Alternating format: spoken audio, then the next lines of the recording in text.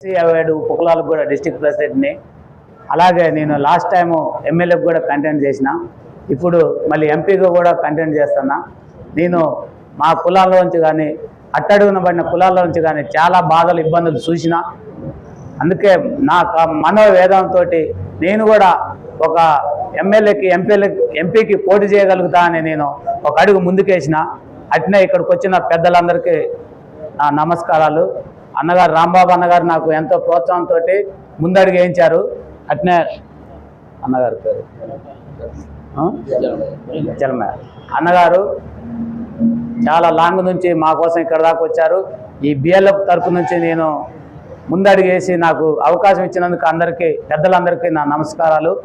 నేను నా కత్తెర గుర్తు, మీరు నా కత్తెర గుర్తుకు ఓటేసి నన్ను అసెంబ్లీకి పంపిస్తే, మీ తరపున పార్లమెంటుకు పంపిస్తే మీ తరపున నేను అన్ని విధాలుగా మీకు న్యాయం చేయగలుగుతానని నేను కోరుకుంటున్నా. కత్తెర గుర్తుకు ఓటేయండి, నన్ను గెలిపించండి. అందరికీ జై భీమ్. చరిత్ర మొత్తంలో కూడా 100 సంవత్సరాల ఖమ్మం చరిత్ర మనం గిరిగా చూడగలిగితే ఇక్కడ ఉన్నటువంటి ముఖ్యంగా మేము నిర్ణయించుకునేది అంటే ఇక్కడ ఉన్నటువంటి మేధావర్గమైన జర్నలిస్ట్ మేధావులను కూడా ఆలోచించమని కోరుతున్నాం. మనం రాయాల్సిన చరిత్ర, మనం రాయాల్సిన బాధ, కడగలు కన్నీళ్ళన్నీ ఒక మధ్యలో పోయి 1-2 కులాల మధ్య వైపే మనం అంతా తిరుగుతున్నాం.